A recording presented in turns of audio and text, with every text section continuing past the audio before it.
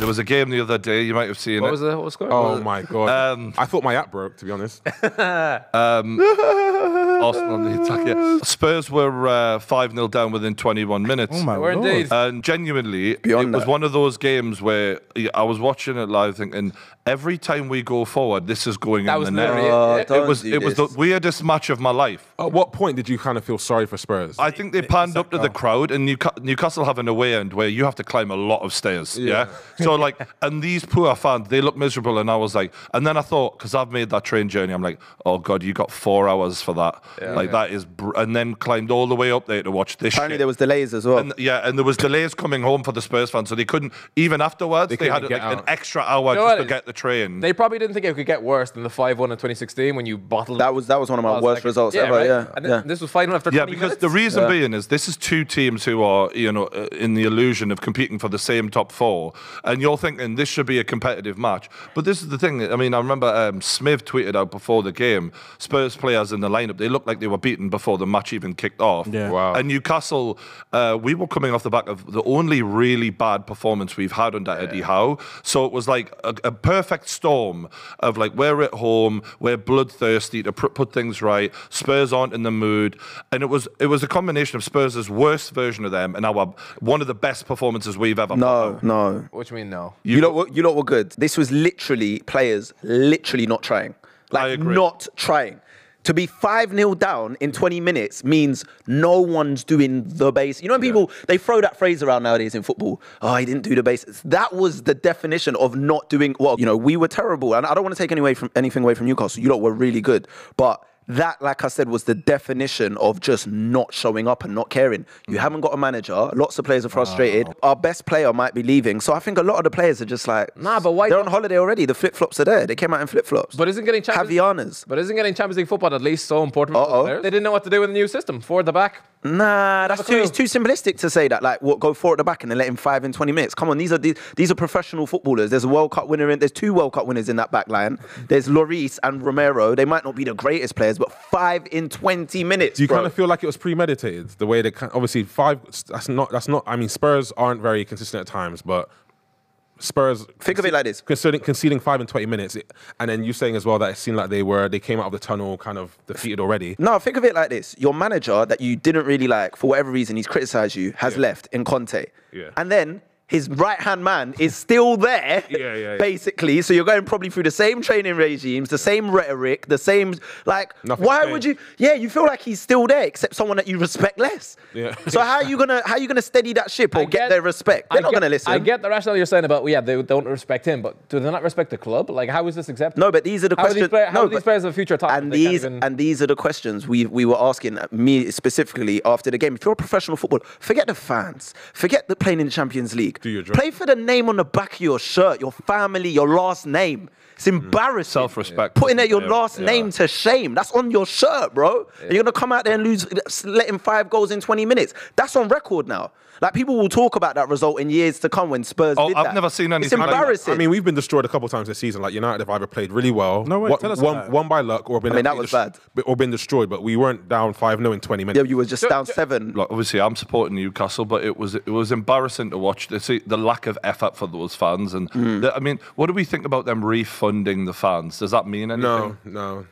You support your team through thick and thin. You make the trip up to go watch your team. You think they'll be professional enough to, okay, we're down 2-0 within 10 minutes. They'll hold on and have some kind of integrity. They clearly didn't. They clearly gave up.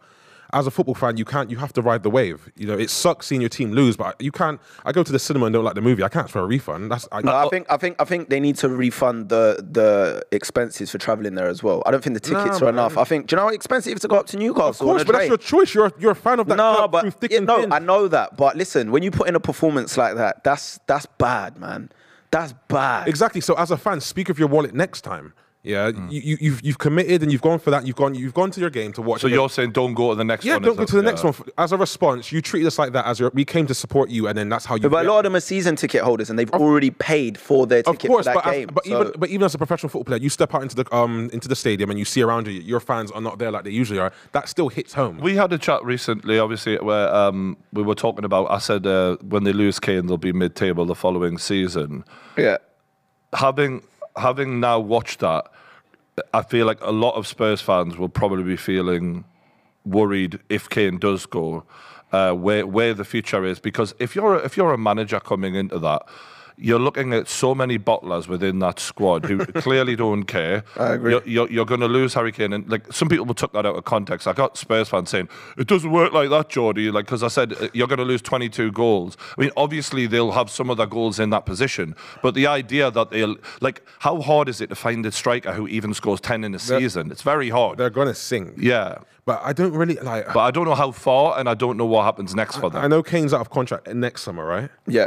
I just don't see letting him go in the first place. He's just so stubborn. So you think you'd let him go on a free? Yeah, He'll try and sell him abroad. He would rather let him go on a free than sell him to United outright. So here's what I'm hearing. I just don't see it. It's 100 million to a Premier League club. He's not worth that now. Hold on. He's got like 30 goals in all of course, but you're telling me 30 goals is not worth. But a year left on your contract. The club trying to buy you has a lot of bargaining Man United space there. spent like 80 million on Harry Maguire. I know.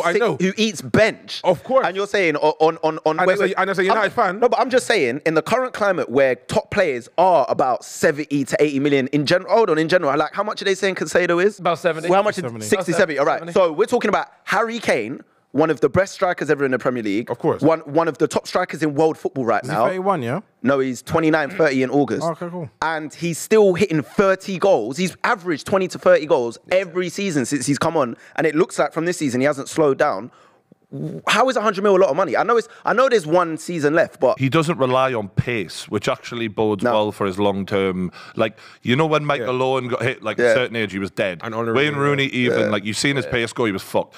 Harry Kane, I think, will age like a fine wine. Even that goal against Newcastle, Bro. he didn't even run fast, but he ran like through the whole team with no pace. Did a little flip flap and put it in the other. That was a completely self-made goal out of nothing. That actually pissed at 5-0. I'm like, fucking hell, lads. He's not even fast. How do Spurs bring in a manager though, based on that toxicity that we're seeing in that? Like that was the worst case of men against boys I can ever remember in that game. You just get to the end of the season, I think, and then everyone goes on their summer holiday. Everyone kind of calms down from football. A new manager comes in, and then you just start a whole new process again. Get your pre-season games out the way. See how the team's looking. Football fans forget quickly. They don't forget, but they kind of move on and go to the next game quickly. Move on. I think the brand of Spurs, though, is what I'm trying to get to. Is like it's taken such a dent in the last year. It's the way Conte spoke about those players and the way Conte has been proven right about those players. If you're a manager coming in, you're like, fuck that, because I can see you lot won't play for me. It has, but this has happened before. Liverpool were 5-0 down at halftime to Stoke City in 2015. You could have said the exact same thing then, but Jurgen Klopp came in 6 months later, built a new project. But the thing is, though, is if you're a manager coming in, you're going to be like, okay, I'm not really going to get backed. I'm going to lose my best player. You've got a bunch of bottle jobs that I then need to reorganise. I think the top managers will stay well clear of that job. But weirdly, isn't Julian Nagelsmann, isn't he interested in the... No, he's pulled out now. Has he pulled out, is he? Okay. No, I don't think he hasn't officially pulled out. He hasn't said no. I thought it was just... But he said no to Chelsea, and to me, like, if you were choosing between the two, you're like, well, it's quite an easy decision to make. I'd rather go to Chelsea. I know, but do you think London still has that pull, though, for being a London club? Do you not think? Having the spaceship stadium? I think they might find themselves in a surprising situation where they're looking at managers and they're having to go, like the days of like Contes and Mourinho's, they've tried those. That's not worked. You had a guy who built, you fucked him off. So I think they're going to have to go further down the pecking order than they come with themselves. I think Brendan Rodgers, we just... Do you know what it is? Yeah. Brendan Rodgers wouldn't surprise me. No, I don't want Brendan Rodgers. Paul Redknapp, not retirement. Not Brendan Rodgers. But I'm talking about that kind of level of like Vincent Kompany. Okay, so you're talking about a guy who is unproven at the Premier League level. Obviously, we're excited to see what he can do because he's a Premier League legend and he definitely has the respect of players. And he's a Guardiola. That's what Arteta was, though. But that's what Steven Gerrard was. That's what Frank Lampard was. So they weren't Guardiola. That's what Ole Gunnar Solskjaer was. Like, and I think the Guardiola prodigy thing definitely sets him apart and makes him look attractive. Yep. But equally, it's such a risk. It's a risk. Yeah, it's a very big. But risk. wasn't Arsenal? But previously, Pochettino wasn't a risk. Conte wasn't a risk. Mourinho wasn't a risk.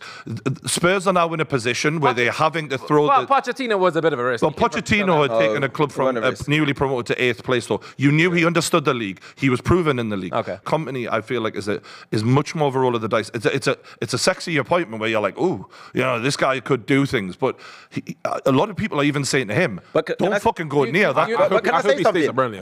Company might be a risk. There's no denying that. But Arteta, at least he managed Burnley and has got them promote.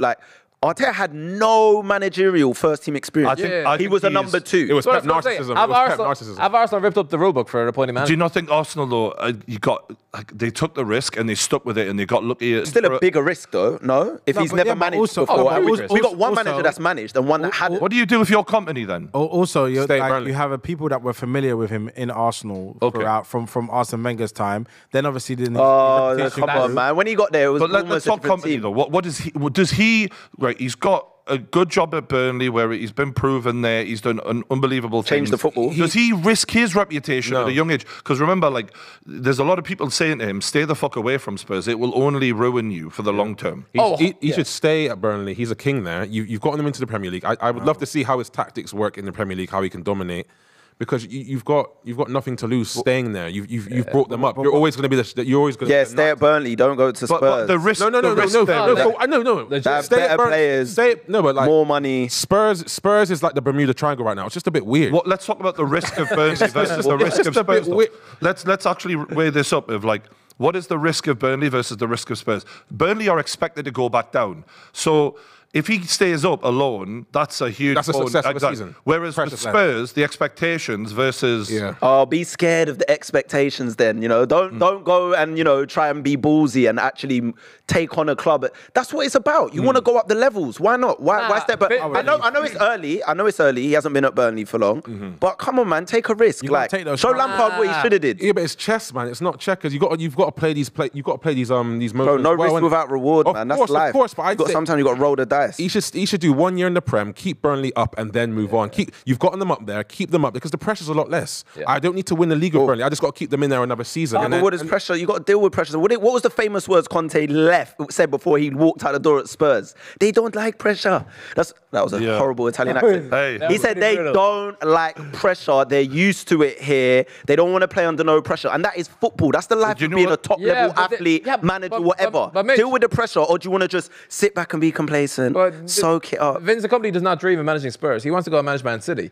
But it's on your way. It's on your way. It's not that. It's on your way. Tottenham is a harder job than Burnley. If he goes to Tottenham and fails, that's it. He's not getting that. If he does well at Burnley next season, and that means keeping them up, which I hear your point. I'm not Timing disagreeing. is everything, though. And when we're talking about expectations, the one worry I would have if I was him is, okay, Spurs have a track record of top 6 football, but if they get rid of Kane and then I come in and they're like, okay, top 6 football, yeah, and I'm like, do you want to be the guy who takes over the club after they lose their main man? I think that's where you'd rather someone else take it. He fails, then I come in. You know what I mean? Do you know what I would say? I feel like if we, and I'm only speaking as me as a Spurs fan, if we got rid of a lot of the players that we don't like right now, and there's a lot of them that were in the Pochettino team still that still happen to be there, if we got rid of them and brought in a young, new manager like Kompany, I'd be patient. Even though I'm desperate for a trophy, with all of that context taken in, I'd be patient. If we bring in some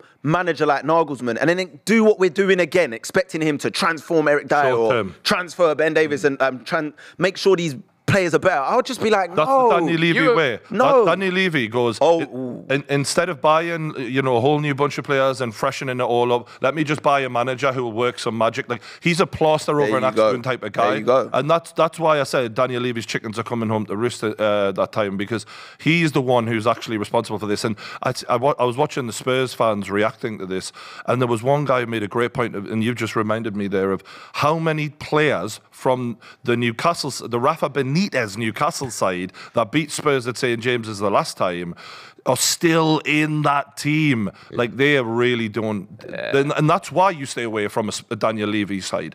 It's nothing to do with... I think Spurs are a great club. That stadium is unbelievable. But that man ain't going to look after you as a manager. He's horrendous. You really got on the Vincent Kompany trail lately, Mitch. I like him. I'm pretty sure I said it to you 2 months ago at this table, and all I heard was silence off you. Yeah, I you did. No, you did. But I just think at where we've gone right now, I just think we're just going to need something fresh in, fresh manager, fresh players, just refresh. Do what Arsenal did, unfortunately. literally. You know, that's what they did. They brought in Arteta, no real experience, brought in loads of new players and built it. And that's what we're just gonna have to do. Because I keep saying everyone could talk about Harry Kane. He's gonna leave one day soon anyway. Even if he's signed a new deal, that's only gonna be for the next 3 years. Like we have to prepare for life without him at some point. Why not start now? You have such an interesting take on Harry Kane. You actively want him to leave. Yes. That is mad. Why is that mad? It would be like a Newcastle fan when Alan Shearer to go in 2001. Like, he still got...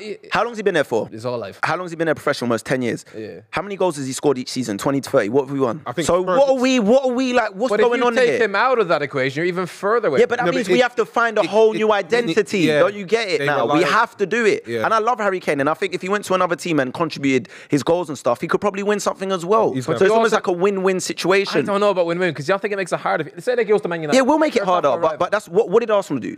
They had to go back. They went 8th, 5th, and now they look like they're going to finish 2nd. Is there a chance he resigns? No. Nah. There is a chance, unfortunately, but I know it's mad. Why would he? I reckon why would There's he? a chance, but because He's going to Man United. If he joins United, I reckon he'll have the Van Persie. Of course there's a He'll chance. have the Van Win Persie. you the league, yeah. Of course Or there's a not- chance because there's not Well, many I don't suitors. know. There's not many I don't know, suitors actually. out there. So who if it ain't Man United, where's he going to go? Bayern Munich? If United get Kane, I reckon they'll win the league. Facts. Apparently, they're offering him to Bayern Munich for 20 million cheaper than Man He United. wants to bring... He wants to With bring Kane, Shearer you're back, still not better than City. You're not. I know, but then, like you said, So but you consistently, just said you win the league. I reckon we could. This wasn't even a great season for Man City. Like, they're only going to get better again next season. So Manchester City are on we 73 all will. points. Man United They're are gonna get 14 better. points behind them. Harry Kane, is he a 14-point bridge? We've been relying on Rashford all season, and Yeah. he's been God's gift this season. Like, Martial, there's no point discussing it. We've got Weghorst up front, who's basically a lorry. If we have a player isn't like he the Harry best Kane up top, pressing forward of all time? who you said is what? How many goals does he get in the season usually? 20 to 30. If we've got that kind of man up top, and then you've got the Ericssons, the Brunos, You're still you know- shipping too many goals, though. Of course. But look at us right now in the league. We're 4th, and we're somehow Aren't you still. third? No. Fourth. Newcastle's above us. Game in hand. We're still getting by without an out-and-out striker, and we're in the top 4. Now, if we had a player like Harry Kane, It's not enough, though. That's what I'm saying. it Overtake might Man not be. City. It might not be enough, but we It will definitely put you in a conversation.